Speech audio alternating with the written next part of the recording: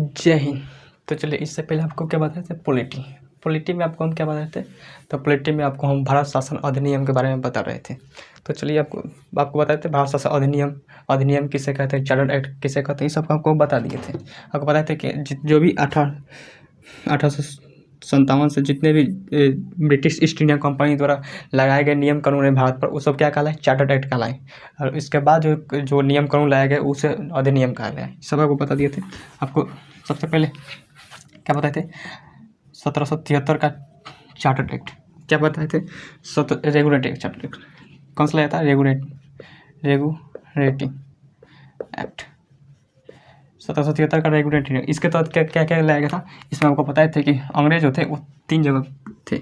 कहाँ कहाँ,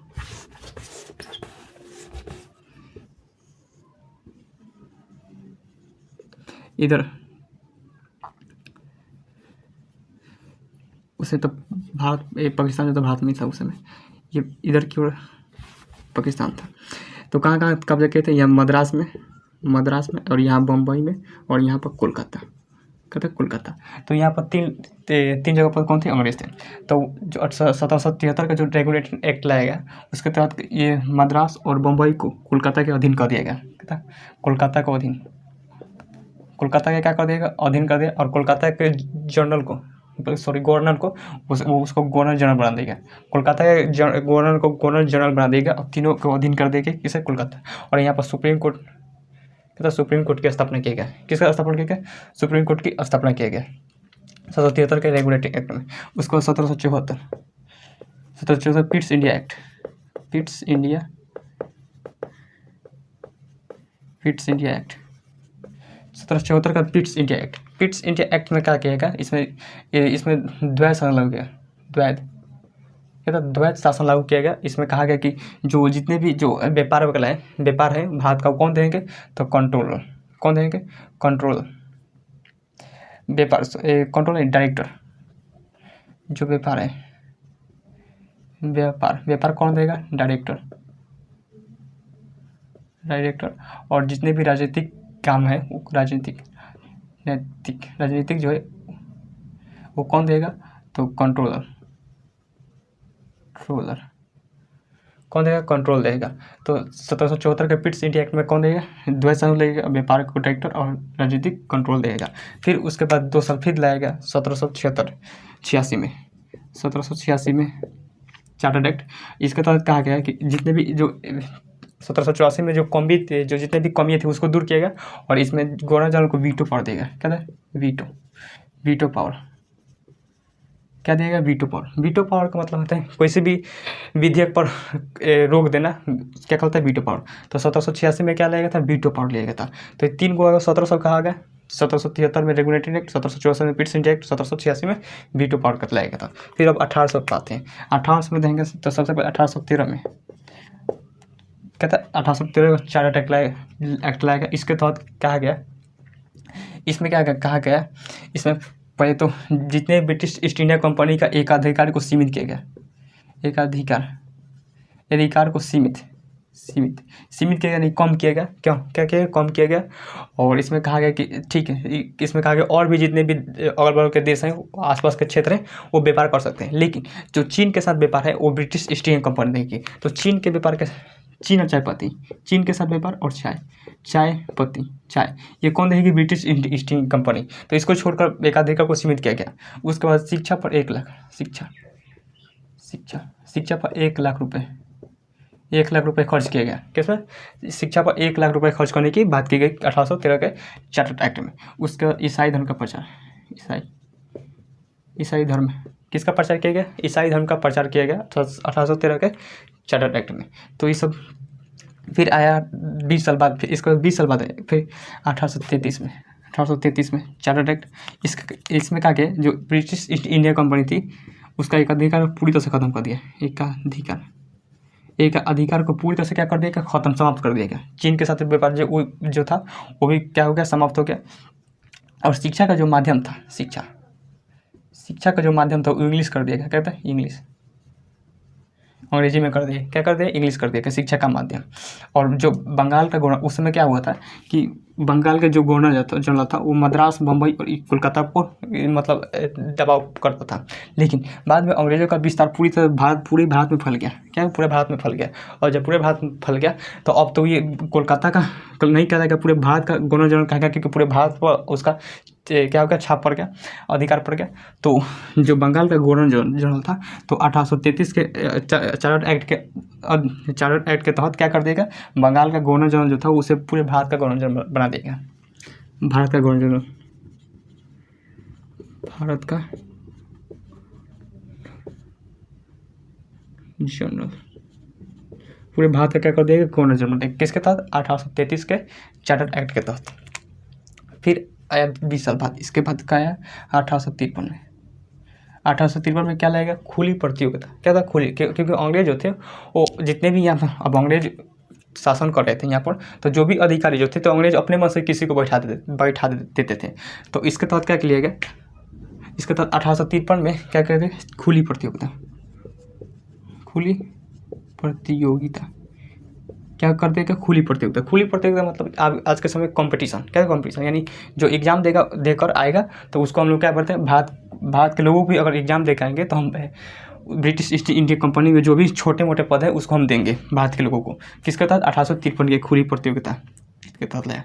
फिर लाएगा था 1800, लेकिन इसी बीच 1857 में क्या हो गया, मार हो गया। 1857 की क्रांति हुई।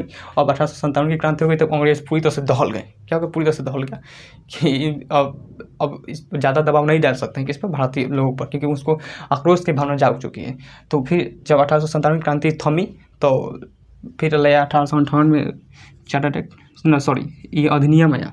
क्योंकि 1857 के बाद जितने भी नियम कानून लाए गए हैं ब्रिटिश ईस्ट इंडिया कंपनी के द्वारा, वो सब क्या लाए, अधिनियम। तो 1858 में क्या कहलाया, अधिनियम। अधिनियम क्या कहलाया, अधिनियम। और क्या कहला, अधिनियम। तो इस 1858 के अधिनियम के तहत क्या कहता है, ब्रिटिश ईस्ट इंडिया कंपनी को ध्वज शासन खत्म कर देगा। ब्रिटिश ईस्ट इंडिया कंपनी को क्या कर देगा, समाप्त कर देगा। और जब ब्रिटिश ईस्ट इंडिया कंपनी क्या हुआ, समाप्त हुआ, तो ध्वज शासन भी समाप्त हो जाएगा। ध्वज शासन समाप्त की याद कीजिए। ध्वज शासन कब लाया था, 1784 के पिट्स इंडिया एक्ट के तहत। व्यापार को कौन देखता था, डायरेक्टर, और राजनीति कौन देखता था, कंट्रोलर।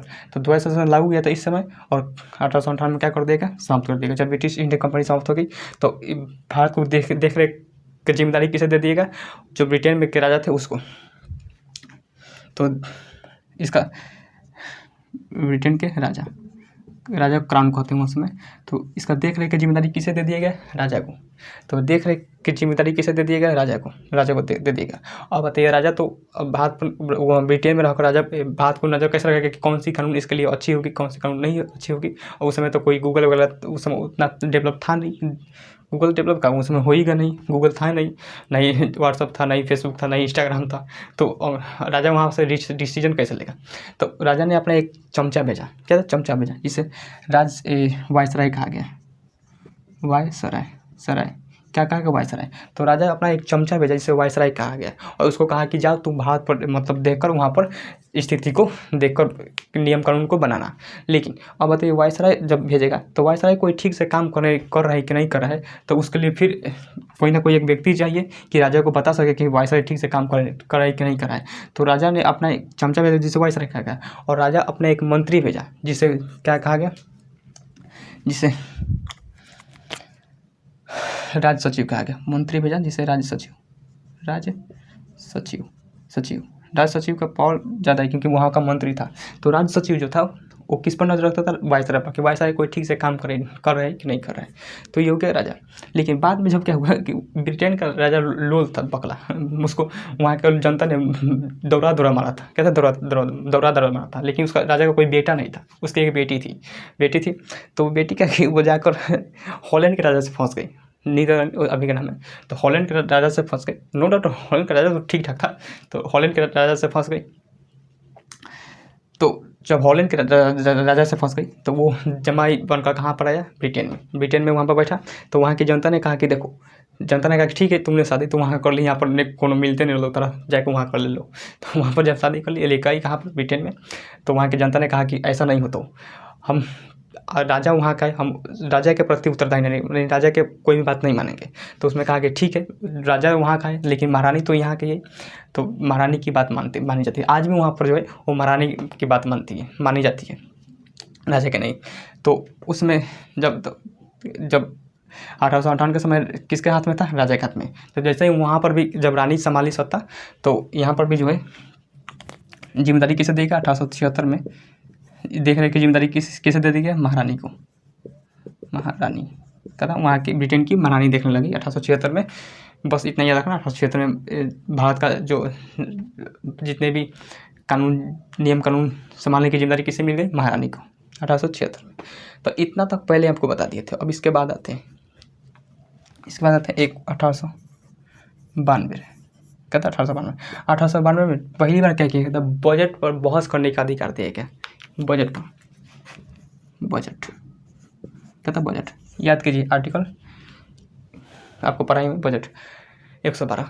तो बजट पर बहस करने का अधिकार कब देगा? 1892 में। कब देगा? 1892 में बजट पर बहस करने का अधिकार देगा। ये याद रखिएगा, क्वेश्चन पूछता है कभी कभी, ज़्यादातर क्वेश्चन पूछता है। 1892 में क्या दिया गया था? बजट पर बहस करने का अधिकार दिया गया था। तो इतना आपको याद रखना है खरे। उसके बाद अब आगे देखते हैं। ये तीनों 1800 हो गया। 1800 में कब 4 गए, 5 गए, और 4 गए 1700 में, और 3 को मिलेगा आपको 1900 में। मिटाते हैं इसको।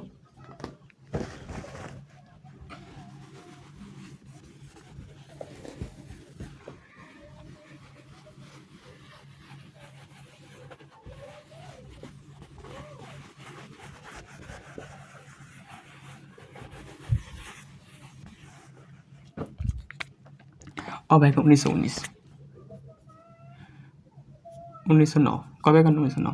देखिए 1909 आपको बताया था कि राज सचिव होता था और वायसराय होता था, राज सचिव। तो उस समय 1909 में जो भारत के राज सचिव थे मार्ले, कौन थे? राज सचिव थे मार्ले। और जो वायसराय थे वो मिंटो। कौन थे? मिंटो, जिसे मार्ले मिंटो कहा गया। क्या कहा? Morley Minto. देखिए मिंटो जो था बहुत क्रूर था, क्रूर टाइप का, मतलब झगड़ा लड़ने वाला था मिंटो। कहता मिंटो, इसने कहा कि देखो मार्ले मिंटो जो है, इसने मुसलमानों को एक अलग पृथक निर्वाचन क्षेत्र दे दिया। मुसलमानों को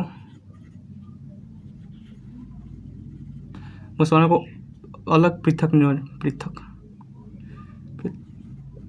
निर्वाचन क्षेत्र। तो मुसलमानों को अलग पृथक निर्वाचन क्षेत्र दे दिया। इसने कहा कि देखो मुसलमान कहाँ पर ज़्यादातर है? इधर पाकिस्तान के एरिया को और बंगाल के एरिया को। बंगाल के एरिया की ओर था। तो मार्ले मिंटो क्या करते हैं? पृथक निर्वाचन क्षेत्र दे दिएगा, और कहा कि जो भी जो है मुसलमान, जहाँ पर मुसलमानों की अधिकता ज़्यादा है वहाँ पर केवल क्या मुसलमान ही क्या करेंगे? चुनाव में उठेंगे, मुसलमान ही सब देख रेख करेंगे। तो पाकिस्तान के एरिया को मुसलमान ज़्यादा था और इधर बंगाल के एरिया के ऊपर ज़्यादा था मुसलमान। तो ये लोग क्या करती है? पृथक निर्वाचन क्षेत्र देती है। और अब यहीं से शुरू होता है भारत में अनबन। भारत के अंदर क्या हो गया? अनबन शुरू हो गया। शुरू हो गया। और बाद में ये पाकिस्तान जो था अलग हो गया, और इधर बंगाल भी अलग हो गया था। हालांकि 1972 में इसे मिलाया गया था भारत में। तो क्या कर दिया गया? पृथक निर्वाचन क्षेत्र दिया। और अब जब मुसलमानों अलग हुआ तो उस समय पूरी हिंसा अभी तो नहीं बढ़ी थी, लेकिन बाद में आगे चलकर ये हिंसा बढ़ने लगी, और यहीं से मारकाट चल होने लगा। अलग होने के लिए लोग मारकाट कर दिए पूरी तरह से। तो इसलिए से मिंटो को किया कहता है? सांप्रदायिकता का जनक कहा था, नहीं मारकाट का जनक, अहिंसा का जनक किसे? मिंटो को पृथक निर्वाचन क्षेत्र देती है। किसमें? मार्ले मिंटो के सुधार में 1909 के भारत शासन अधिनियम के तहत। इसके बाद आया 1919 में। कब आया? 1919 ईस्वी में। 1919 ईस्वी में जो थे वो जो वायसराय जो थे वो कौन थे? चेम्सफोर्ड। और जो राज्य सचिव थे वो थे मोंटेग्यू। कौन थे? मोंटेग्यू और चेम्सफोर्ड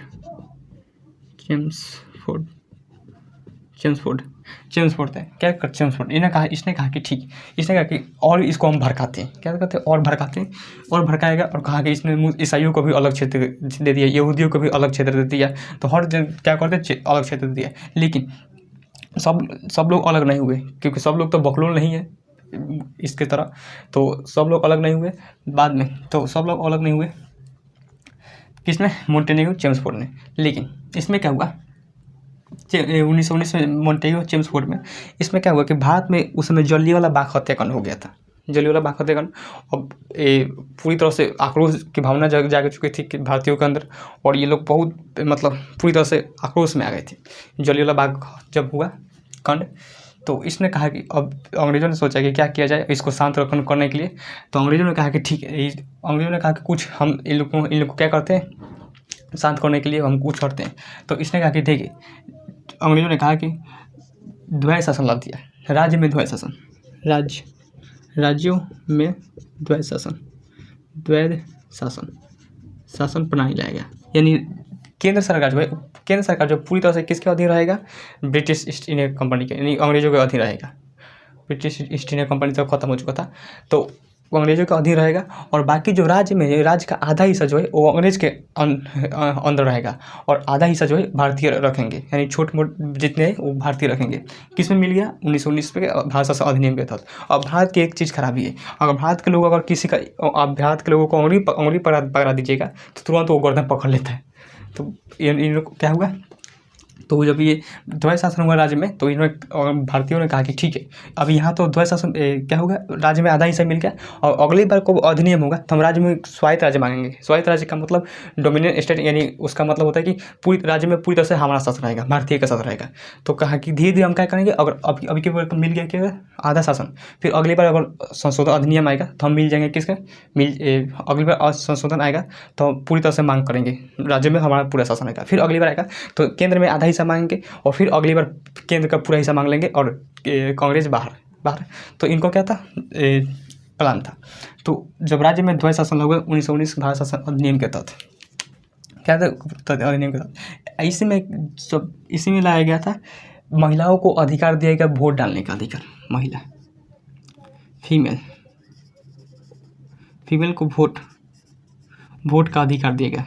अधिकार उस समय सोचिए, इससे पहले महिलाओं को वोट का अधिकार भी नहीं था, महिलाएं क्या कर सकती, वोट नहीं दे सकती थी। आज भी महिलाएं वोट कहाँ देती है, आप भी देंगे तो महिला अगर किसी के घर में देंगे तो महिला जो वोट देती है, जिसका वोटर आईडी कार्ड है, तो वो वोट देती है, तो वो अपने हिसाब मन से वोट नहीं देती है। वो घर वाले के लोग कहते हैं कि जाओ इसमें इसके छापा कफन छाप, या फिर जितने भी शुगर छाप किस मतलब कहते हैं कि जाओ दे दो, तो वो दे देते हैं। लेकिन आज भी महिलाएं जो है अपने मन से वोट नहीं देती है। खुद हम गाँव में देखते हैं, इतना गाँव में तो और भी ज़्यादा होता है। शहर में हालांकि थोड़ा बहुत जानकार रखते हैं सबके, लेकिन गांव में तो और भी, गांव में जिस महिला को कहते हैं इसमें वोट डाली तो वो जाकर वोट डाल देती है, क्योंकि महिलाओं को ही सबसे ज़्यादा लगाव मतलब ही नहीं रहता है, क्या जीते क्या नहीं जीते। तो उसमें उस समय क्या किया था, महिलाओं को वोट देने का अधिकार दिया गया था। हालांकि इससे पहले वोट देने का अधिकार नहीं था। कब, 1919 में। इसमें रहेंगे राज्य में क्या करिए, द्वैध शासन लागू किया गया। क्या राज्य में द्वैध शासन प्रणाली लाया गया था। अब आया था 1935 के भारत शासन अधिनियम। 1935 के भारत शासन अधिनियम क्या लाएगा, 1935 के भारत शासन अधिनियम लाएगा। इसमें क्या किया गया, राज्य को स्वायत्त राज्य क्या मिल गया, स्वायत्त राज्य डोमिनियन स्टेट। स्वायत्त राज्य मतलब राज्य में भारतीयों का पूर्ण शासन रहेगा। जितने भी राज्य जो है, राज्य में क्या होगा, भारतीय देखेंगे कि इसमें क्या चीज़ क्या करना है क्या नहीं करना है, तो सबका अधिकार किसका रहेगा, भारतीयों का। स्वायत्त राज्य मिल गया, क्या था, स्वायत्त राज्य मिल गया। लेकिन इसमें क्या हुआ था कि अंग्रेज होते पूरी से थुरा गया था, मतलब प्रथम विश्व युद्ध में पूरी तरह से थुरा गया था, और इधर से हिटलर मार कर धो रहा था, पूरी तरह से धो दिया किसको, ब्रिटेन को। ब्रिटेन जब द्वितीय विश्व युद्ध में फंसने लगा, बाद में तो 1939 में द्वितीय में फंस गया, तो प्रथम विश्व में पूरी तरह से क्या हो गया था, चौपट हो गया था। तो ब्रिटेन आया, हिटलर मार कर यूरोप को धो दिया था, बड़ी मार मारा था अंग्रेजों को। भारत से ले गए थे सैनिक को लड़ने के लिए, सोचिए इतना खतरनाक था। और वो भी हिटलर जो था भारत के सैनिक को ले गया था, उसको भी कब्जा कर लिया था। हालांकि उसे सुभाष चंद्र बोस छुड़ा कर लाए थे, तो बड़ी मार मारा था। अब अंग्रेज पूरी तरह से कमज़ोर हो गए थे। तो ये महात्मा गांधी थे, सुभाष चंद्र बोस थे, इन लोगों ने कहा कि यही समय यही मौका है, हम स्वायत्त राज्य तो मांग लेते हैं, यानी राज्य में पूरा शासन हमारा हो जाएगा। और लगे हाथ हम क्या करते हैं, केंद्र में भी आधा शासन मांग लेते हैं, क्योंकि अंग्रेज अभी पूरी तरह से पिटाए हैं, अंग्रेज का कमर टूटा हुआ है, वो बात हमारी मानेंगे। तो इन्होंने कहा किसी के स्वायत्त राज्य तो मिल गया, और इसमें केंद्र में भी द्वैध शासन हो गया। केंद्र में भी द्वैध शासन क्या हो गया, केंद्र में भी द्वैध शासन लागू कर दिया गया। किसमें 1935 में। केंद्र में क्या हो गया, द्वैत शासन हो गया, और केंद्र में आधा हिस्सा भारतीय रखेंगे और आधा हिस्सा कौन देखेगा, अंग्रेज देखेंगे। तो क्या होगा 1935 में वहाँ भी क्या हो गया, केंद्र में भी शासन हो गया। और केंद्र में क्या कर देंगे, आरक्षित 2 क्षेत्र बना देंगे, आरक्षित है और स्थानांतरित क्षेत्र। आरक्षित और हस्तांतरित क्षेत्र। आरक्षित क्षेत्र कौन रखे, अंग्रेज रखे। हस्तांतरित क्षेत्र कौन रखे, भारतीय। क्या हो गया, क्या रखे, भारतीय रखे। किस 1935 के भारत शासन अधिनियम के तहत। इसमें क्या किया गया था, और भी इसमें चीज़ किए गए थे इसमें, क्योंकि मार्ले मिंटो तो शुरू कर दिया था कि अगर भारत अगर मिल कर रहेंगे तो हमारी नाक में दम हो जाएगा। इसके लिए हम भारत को तोड़ देते हैं। तब तक 1909 में तो इसको क्या कहता है, पाकिस्तान मुसलमानों को तोड़ दिया कि तुम अलग क्षेत्र मांगो, अलग क्षेत्र रखो। मतलब वहाँ से मुसलमान के और खड़े होंगे जहाँ पर मुसलमानों की अधिकता है। और भी चीज़ इसने अंग्रेजों ने कहा कि और भी तोड़ के इसको चले जाते हैं। तो इधर की ओर था म्यांमार, इधर नीचे देखेंगे म्यांमार, कहता म्यांमार।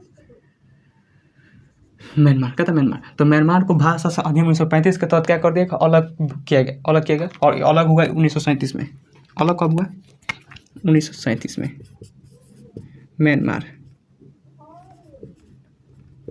म्यांमार को अलग कर देगा 1937 में, लाएगा था 1935 के भाषा अधिनियम का, अलग हुआ 1937 में। क्या था, 37 में अलग हुआ। और इसी बीच में क्या हुआ, प्रांतीय चुनाव हुआ। 1937 में ही क्या किया, प्रांतीय चुनाव हुआ। बात कहा गया था 1935 के भाषा अधिनियम में, हुआ कब, प्रांतीय, क्योंकि चुनाव में तो आप समझते हैं उस समय लेट हुआ था। प्रांतीय चुनाव हुआ। क्या हुआ, प्रांतीय चुनाव हुआ। और इसमें कहा गया, इसमें मुसलमान जो थे, जो जिन्ना था उसने मुस्लिम लीग की स्थापना किया था। तो मुस्लिम लीग जो थे, इसमें 2 लोग थे, मुस्लिम लीग और जो कांग्रेस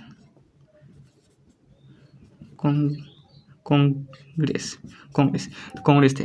तो जब ये चुनाव हुआ तो ये मुस्लिम लीग को लगा कि हम सारा वोट जो है हमारे तरफ आएगा, क्या हमारे तरफ। लेकिन इसके तरफ दो राज्यों में इसका क्या होगा, वोटिंग पड़ा। 2 राज्यों में ये जीता और कांग्रेस जो था 8 राज्यों में जीत गया। क्या था, 8 राज्यों में जीत गया।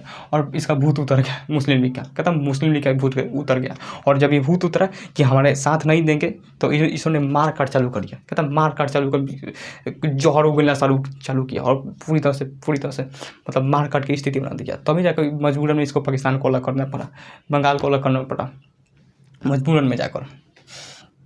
तो ये कांग्रेस से जीत गया। क्या था, भारत शासन अधिनियम 1935 के तहत। क्या को 35 आज भी देंगे, भारत शासन अधिनियम 1935 में बहुत सारी बातें की गई है, आज भी देंगे। जो हमारा भारतीय जो संविधान है उसमें से 80 से 85%, लगभग 85% जो है वो भारत शासन अधिनियम 1935 के तहत लाया गया है। कितना, हमारे भारतीय संविधान में 1935 के तहत जो है जितने भी बातें की गई वो हमारा भारतीय संविधान में 85% जो है 1935 के भारत शासन अधिनियम से लिया गया है। इसलिए 1935 के भारत शासन अधिनियम को ब्लूप्रिंट, भारतीय संविधान का ब्लूप्रिंट या फिर कार्बन कॉपी कहते हैं। क्या कहते हैं, ब्लूप्रिंट या फिर कार्बन कॉपी कहते हैं। किसे, भारत शासन अधिनियम 1935 को। ये क्या था, अधिनियम के बारे में था, ये सब अधिनियम के बारे में।